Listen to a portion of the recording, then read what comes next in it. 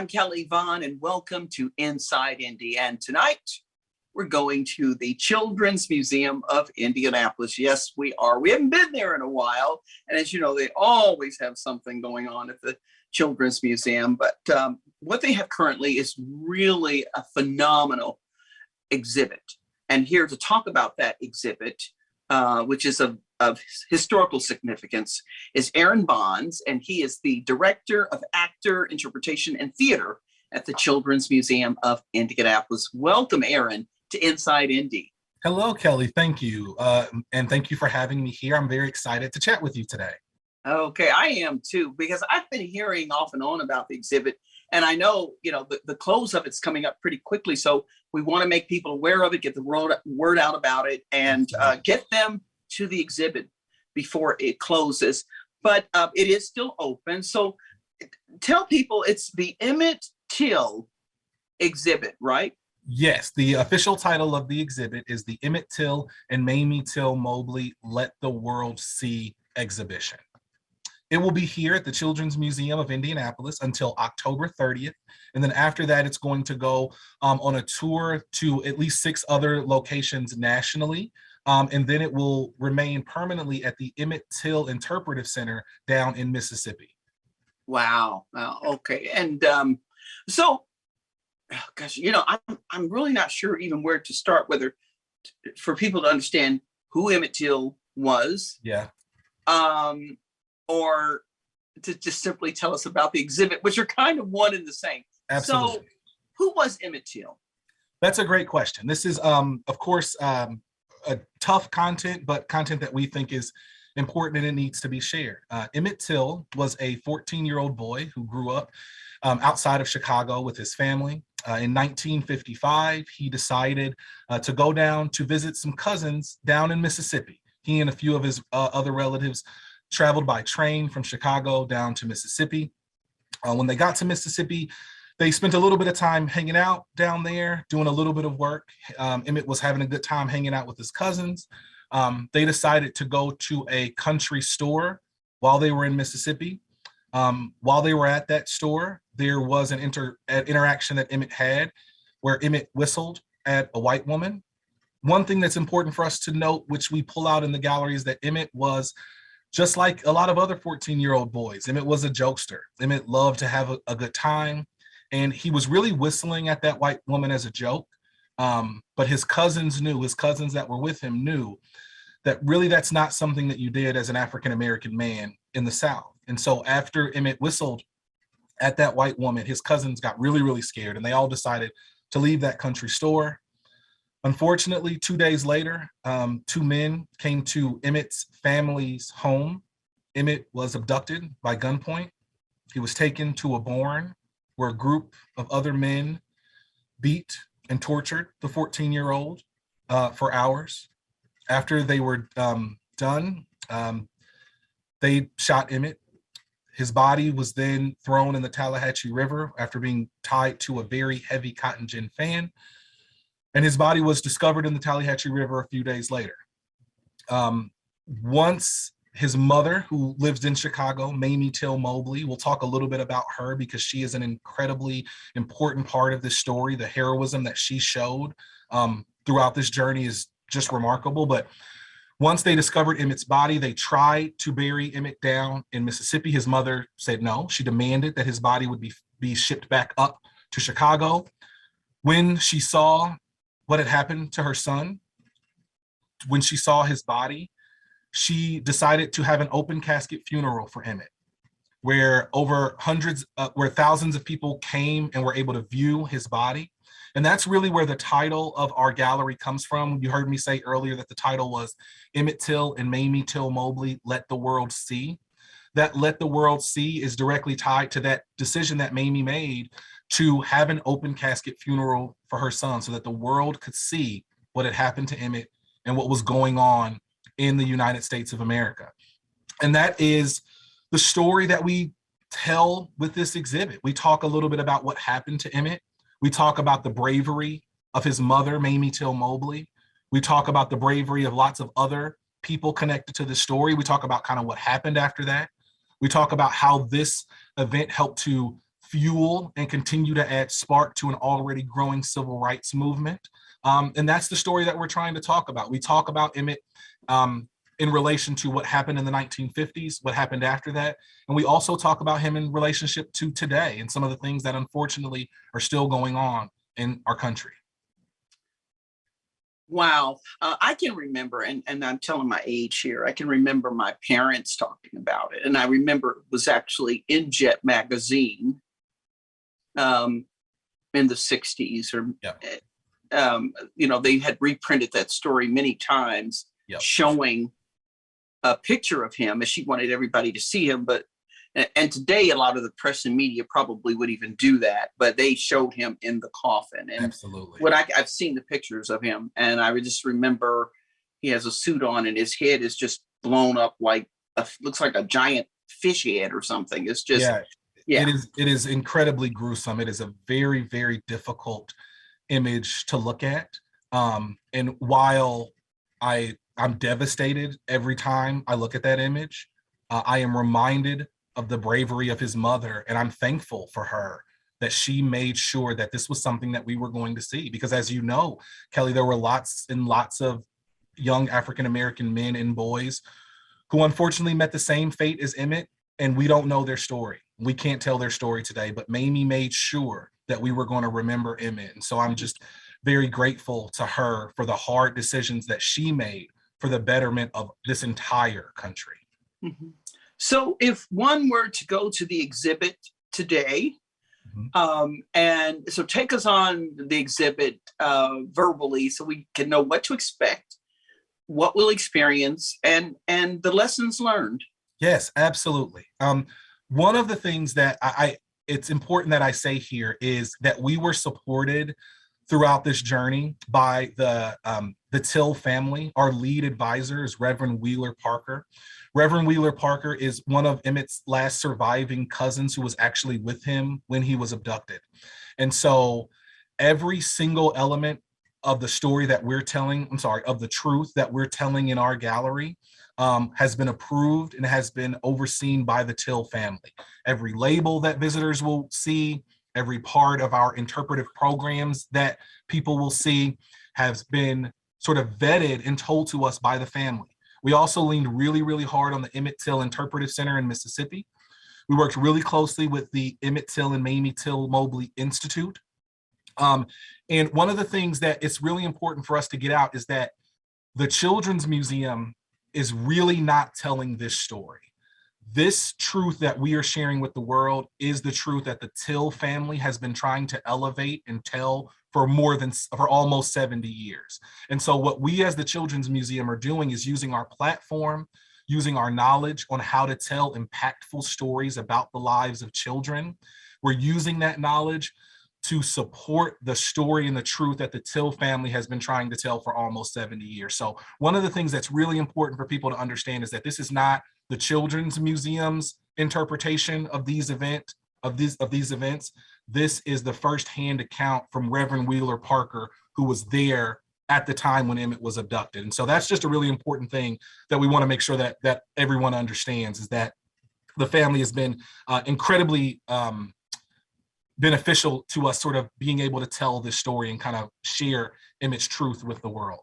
So if people were to visit the exhibit, one of the first things that they would encounter is information about Emmett. One of the things that we like to share is that, that personality of Emmett, and to make sure that people understand that he was just a human like the rest of us, the humanity inside him, a 14-year-old boy who loved his mother, who loved to tell jokes, who liked to play with his friends and hang out with his friends. We really wanted to make sure that they saw the person that Emmett was when he was 14.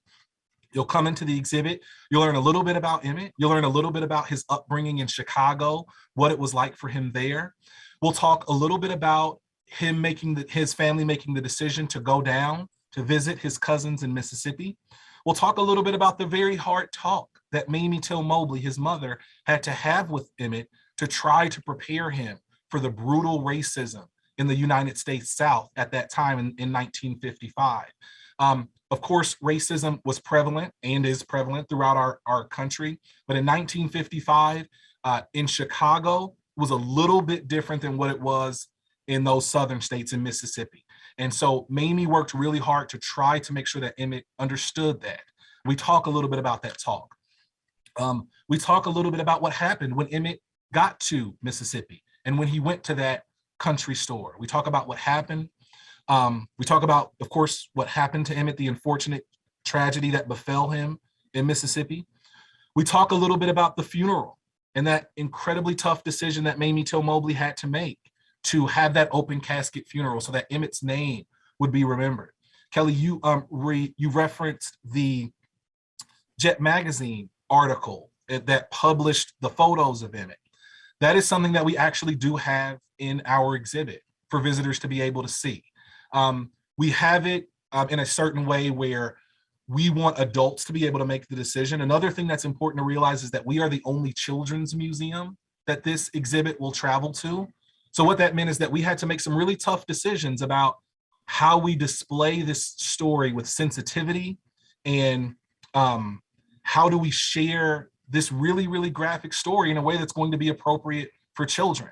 And so we had to have some really tough decisions. And so we decided that we did need to display that photo that we talked a little bit about because that is what Mamie Till Mobley wanted us to see. And we felt really drawn to make sure that we were following her wishes. But we do have it set up in a way where parents of groups will be able to decide whether it's right or not for their child to be able to see the image, because it is, as we talked about, incredibly disturbing.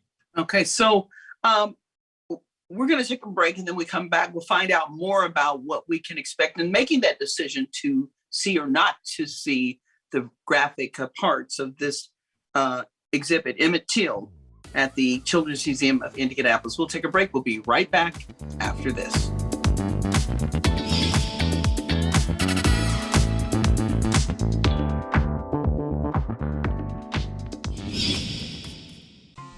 Habitat for Missions invites you to join us in making a difference in your community and beyond. As we celebrate the hundreds of thousands of new resources raised and unleashed in the kingdom, we invite your church to partner with Habitat for Missions. We have been supporting missionaries, planting new churches, building a vocational school in Uganda, helping young girls in India to have a safe place to live and learn, investing in at-risk teens in South Bend, Indiana, and much more. We're moving houses, renovating houses, and unleashing brand new resources in communities across America. Partnering with HFM helps build community in your church or organization. It promotes your ministry to the community, and it gives your church an opportunity to have new resources for the mission that motivates you. Habitat for Missions, investing in lives, one house flip at a time.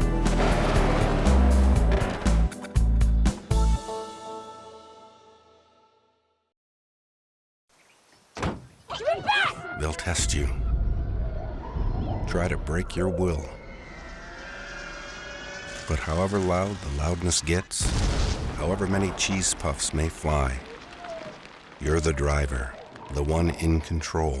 Stand firm. Just wait. And move only when you hear the click that says they're buckled in for the drive. Never give up till they buckle up. Okay, Dad. 1, 2, 3.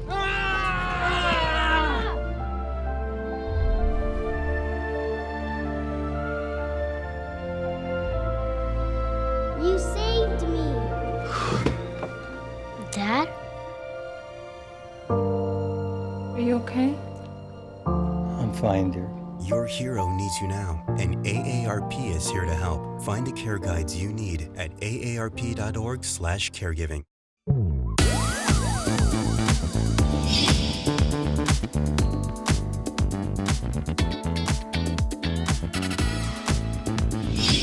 And we're back here on Inside Indy, and we're talking about the Emmett Till exhibit at the Children's Museum of Indianapolis with Aaron Bonds, who is Director of Actor and Interpretation of Theater at the Children's Museum. And you were telling us, Aaron, about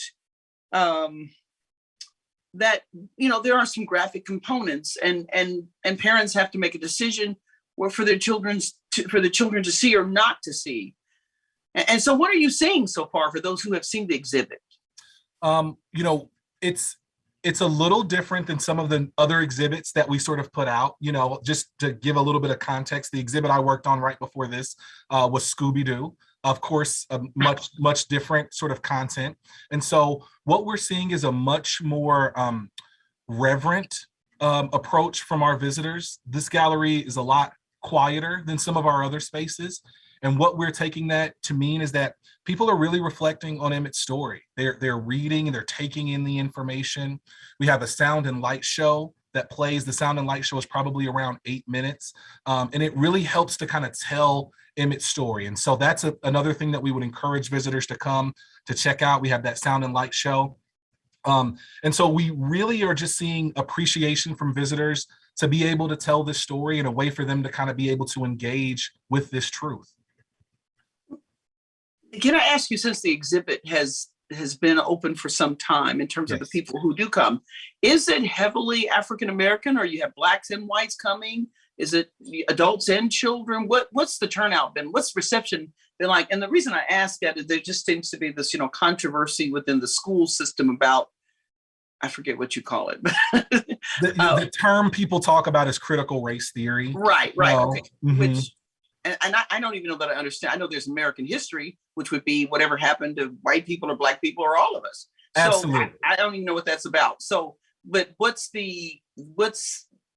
who's showing up for the exhibit? Because like I know about Emmett Till. I read about him in in the Jet 19, probably when I was old enough to see that it being repeated in the papers. Mm-hmm. But to me, everybody needs to see it, not just black people. Oh, absolutely. And that's how we feel. We really look at this as, this really, in our understanding, is an American story. And we think all Americans need to see this, because if we are not aware of the mistakes and the things that we've done in the past, these things can and will happen again. And our entire guiding principle throughout this entire journey is that we never want anyone to go through what Emmett went through. That is what this is all about, is making sure that this never happens to any other child ever again. And so to answer the question you asked a moment ago, we've seen lots of groups in, we've seen lots of white people in, we've seen lots of black people in, we've seen lots of children in, lots of school groups have come, lots of youth serving organizations have come to go through the exhibit. And we're really, really excited about that. We really feel like this exhibit is appropriate for anyone who's 10 years of age and older. And we encourage as many people to come out and see the exhibit here, or when it's going to be out traveling the rest of the United States. There is a website that goes along with the exhibit. The name of that website is emmettillexhibit.org. And so that will, if people wanted to kind of know a little bit more about what you can expect to see in the exhibit, that's a great resource. It has kind of a map of the exhibit, so you could go through and sort of see what you're going to see. It has information about our programming. It also has resources for people who go through the exhibit and then are challenged to think a little bit about, well, what are the things that you can do in your world that may make an impact, that may help to end racism or end racial violence in our communities? And so we really like to draw people to that, encourage people to go to that website, because it has a lot of great information about the exhibit, but also resources about things that we can do to make a positive impact on our community. Right. Wow. I know there's an opportunity to interact with the exhibits. Yes. And so what happens with that? And again, you mentioned, us wanting to overcome racism and learning from our history. I take it there's a healing component to this, no? Yes, that is what we hope for. The term healing is an interesting term, but it is what we believe in. We want healing for our entire community, for those of us who have been victimized and for those of us who have victimized. We hope that this is an opportunity for us to kind of come together. In the words of Reverend Wheeler Parker, as I talked about, who's our lead advisor, he would always say that Emmett's story is not a pretty story, it's not a pleasant story, but it's a story that needs to be told. And we want to share that message and share his message with people that are coming into it so that we can make a positive impact on our community. Wow. Okay. That's good to know that it's having an impact in that way. You mentioned earlier about the country store Yes. and that they were in this country store. And it brought to mind a story that I had read years ago about the Jackson Five. Mm. And they were in the South. And the story went something like they were trying to get something in the store, and Michael Jackson had gone somewhere to the back of the store, and then they hear him screaming. And the owner of the store was actually beating him up in the back of the store. Mm. And they went to rescue him. But it was a result of, what is this black kid doing in my store? The guy is beating up Michael Jackson. Right. It's like, Yeah. It ain't getting any worse than that. I mean, you shouldn't beat up anybody, but you're going to beat up Michael Jackson. Come on. Mm. Okay. And of course, they were the Jackson Five then, but they were huge even then. And the fact that this gentleman didn't even recognize that it was Michael Jackson. I mean, who does that?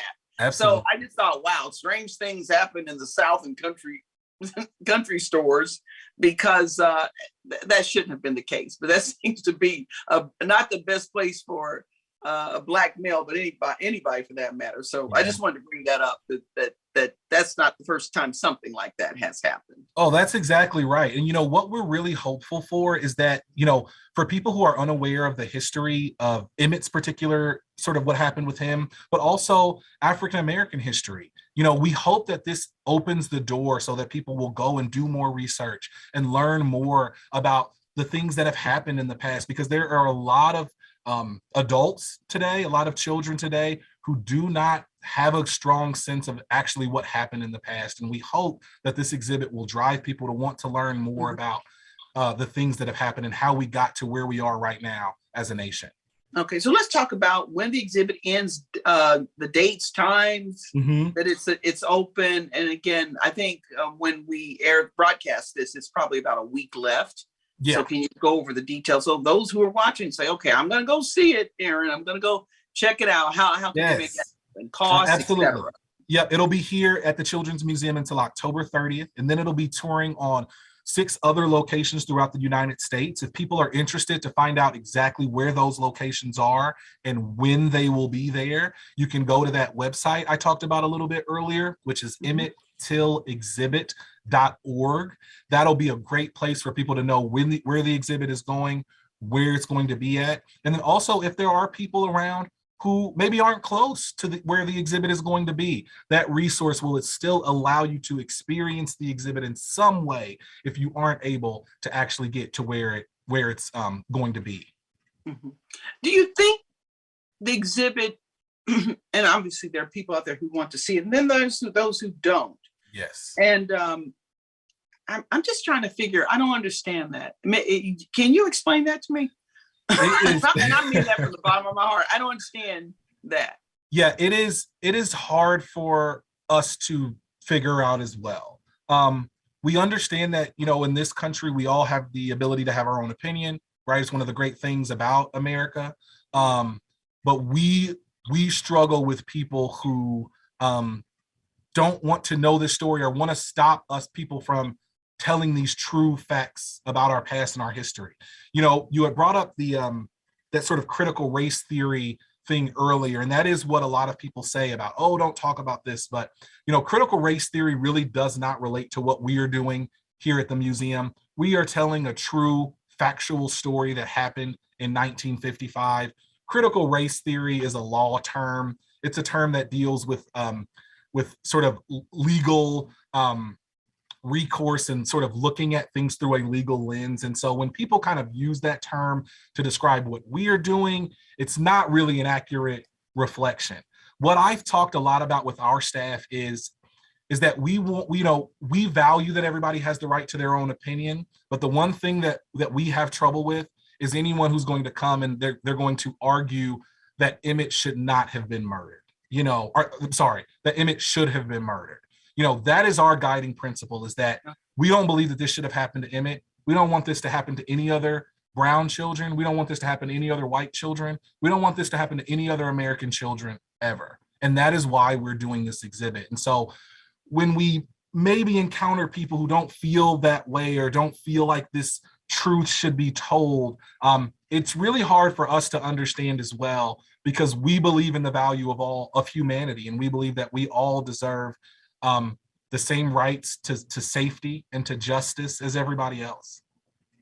Right. Wow, that's a very powerful statement you made. And actually, we could go on a lot more than now, but I am going to have to wrap it up. But I appreciate you coming on and sharing Emmett Till's story and sharing your exhibit, which you are the actor interpretation and director of that and theater at the Children's Museum. And I'm sure that those who go to see it will appreciate the work you've done and all that's led up to this, and those who are involved on a national level, bringing this to Indianapolis first, by the way. So Absolutely.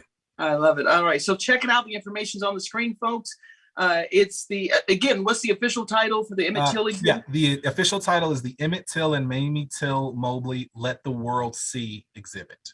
Okay. And you can see the exhibit about for another week. So do check it out. Absolutely. And maybe you'll see Aaron Bonds there, director of actor interpretation and theater at the Children's Museum of Indianapolis. Maybe you'll see him there when you're there. Give him a wave, a shout out, a high five for Absolutely. the work you're doing. I would love it.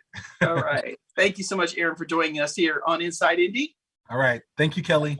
All right. And we want to thank you all for joining us tonight here on Inside Indy. Check out the exhibit and stay in touch. You can always reach us at the station 317-773-5050 if you have any questions or suggestions for this show. I'm Kelly Vaughn. This is Inside Indy. We'll see you next time. Bye-bye.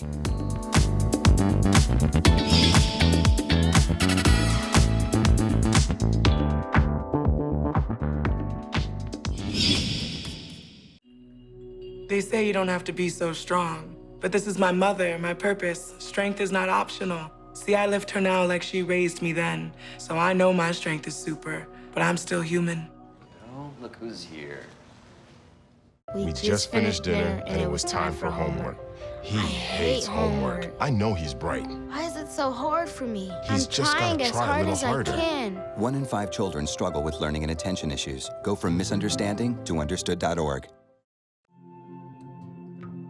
When I was growing up, my mom was extremely tidy. We were trained to put things back where we got them from. One day, when I walked into my mom's house, I felt like I walked to someone else's house. There was stuff everywhere. And just growing up the way I grew up and to see this transition was very alarming. When Sean talked to me, it was a wake-up call, and that's when I went to the doctor.